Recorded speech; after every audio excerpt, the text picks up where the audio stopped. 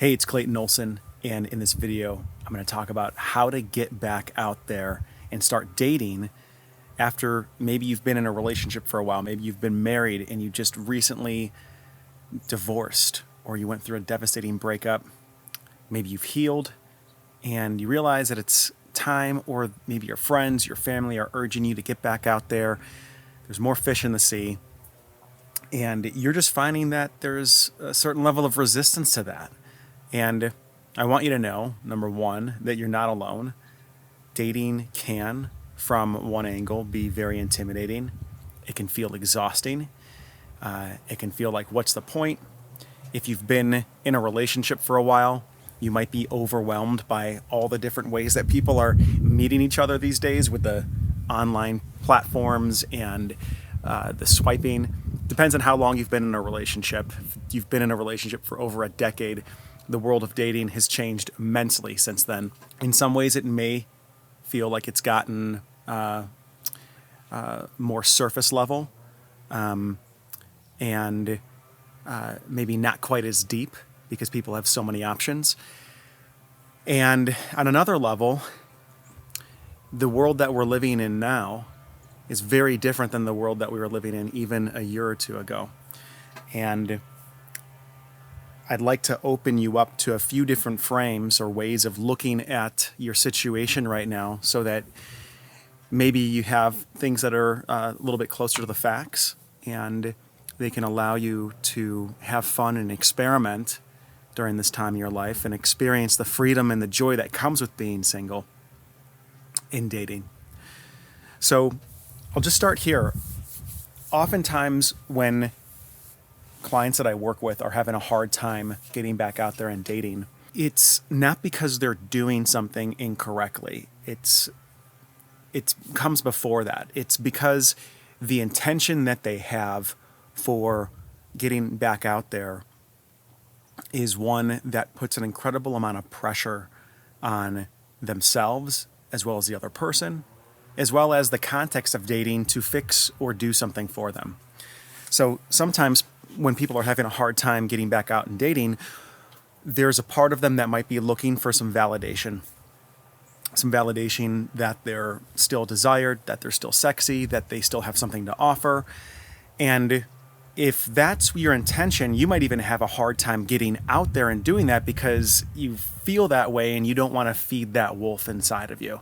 So you say, you know what, I'm not going to do it. I don't need validation. I'm not going to go out there and meet people. I don't even want to put myself through that because I don't know how to change it.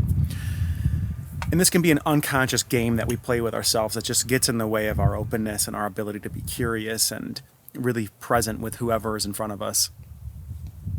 Another way that we can get stuck and experience some paralysis and getting back out there is that we're secretly, silently, or maybe overtly buying into this idea that we're looking for the one. We're looking for the one out there, and we're hoping that we're going to find them when we're dating. And so the real purpose of dating is so that we can go find the person we're going to be with for the rest of our life. Now, I get that. That's valid. It makes sense if that's why you're dating. There's nothing wrong with that. And at one level, you could say that's absolutely true. Why else would you be dating and meeting people? However, when one believes that and is coming from that place within themselves out dating, it sets up a dynamic where 99.9% of the people you meet are going to fail. And dealing with that kind of failure might feel debilitating. It might feel discouraging to realize that it's like, okay, there's a one person out there that I'm going to find. I'm going to have to sift through this mound of people in order to find my one and only. So by design, the one creates a 99.9% failure rate. If you don't have the stomach for that, then my request would be that you drop this idea that you're dating to find the one. So let's shift the intention of why you're dating so that you can have access to more power and, let's say, more openness, One thing I would be curious about is like if you could create yourself, if you could design yourself in any way that you'd like to when you show up for dating, how would you like to feel about dating? Excited, maybe, open, curious, enthralled. Okay, so let's just, for playing with this, if that's how I want to feel, then what would my intention, what would an intention be for going out and dating that would actually create those feelings? So what if we shifted the intention for going out and dating to one of, I'm just actually going to go out and have fun. That's it. I'm not looking for the one. I'm not looking for my next relationship. Even if a part of you feels like you are, can we suspend that part at the door and say, this is not about finding your next partner. This is literally about going from moment to moment with each person and having fun. Can the question that we have on a date switch from, is this my person, to one of self-amusement? Like, how can I make this date fun? How can I mess this up in a way that will create a great story? Here's another intention. What if we use dating to work on communication? I've said this before, dating is the Wild West. There's no agreements in place. There's kind of these unwritten rules. You're going to come across some very interesting individuals. You're going to come across people that you don't like, people that you do like that don't like you, people that you do like that like you. And is it possible that in that context, this is a place where you can communicate boundaries? You can practice communicating how you feel. You can practice asking questions. You can practice being in dialogue, keeping dialogues alive, keeping dialogues interesting. What if that was your only goal? And so that at the end of the date, whether you got 1, 2, 3 dates, it doesn't matter whether you get a fourth. It doesn't matter whether you get a third or a second. If you're having an interesting conversation, that's all that counts, and you can chalk that up as a win. So that creates the motivation then to stay in this kind of process with a sense of ease and also learning to honor yourself. And then finally, what if we use dating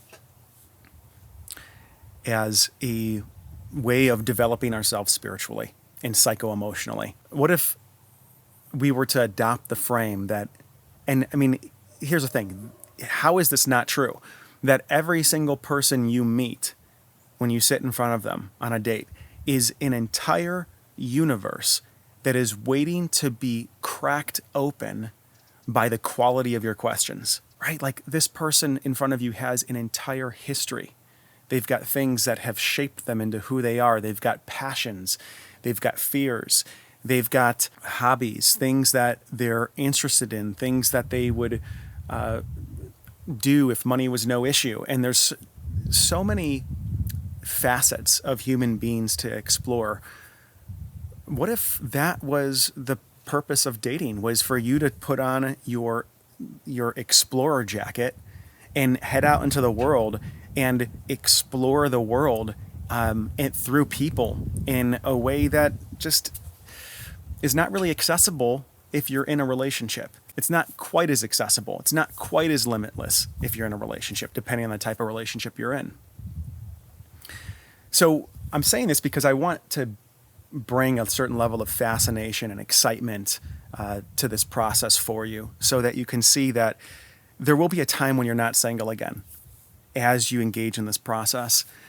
And the more that you can relish and bring gratitude to the freedom and the process of exploration, the more likely you're going to meet someone who's going to knock your socks off, because your ability to enjoy exactly where you're at is what you're presenting to a potential partner. And if what you're presenting to a potential partner is this kind of like held off suspiciousness and like tolerating the experience of dating because you're trying to get to the other side of finally meeting your person so you can relax, that's not attractive. What if you use dating as a practice for being yourself? When I hear people say to me, hey, Clayton, like, oh God, dating's so exhausting. Well, what's actually exhausting about it typically is that you're trying to hold up someone that you think you need to be in order to be accepted and loved. And that takes an incredible amount of energy. So what if you could practice being who you are, which takes no energy, and see how people fall? What side of the road do they fall on? Do they like you and accept you, or do they not? And you get very clear answers about who you want to continue on dates with. The more you bring forth a representative on a date, the more you will remain unclear about who's actually in front of you, because you're unclear about who you are being in the presence of them. And then finally, my last tip here is get help from a therapist or a coach. And if you've been watching my channel for a while and you resonate with my message and there's something here that you would like to engage in a one-on-one dialogue with me about, I want you to feel free to fill out an application or shoot me an email directly at clayton@claytonolsoncoaching.com. I work with both men and women in this scenario. I've been working with folks for over 8 years now, both men and women, about 50-50 in terms of the split, helping them get through divorces, get through relationships that have been ending. This is part of the work I do, and then help them step back out there and actually date and really use this as a crucible for their own growth and transformation, and to become somebody that they've imagined they could be but didn't actually know how to. So if that sounds fascinating and you'd like to do some of the deeper inner work and step out and start leading your life in a completely different way that has been unavailable, then shoot me an email and let's start a dialogue. So like the video, comment below, subscribe to the channel if this is your first time, and I'll see you in the next one.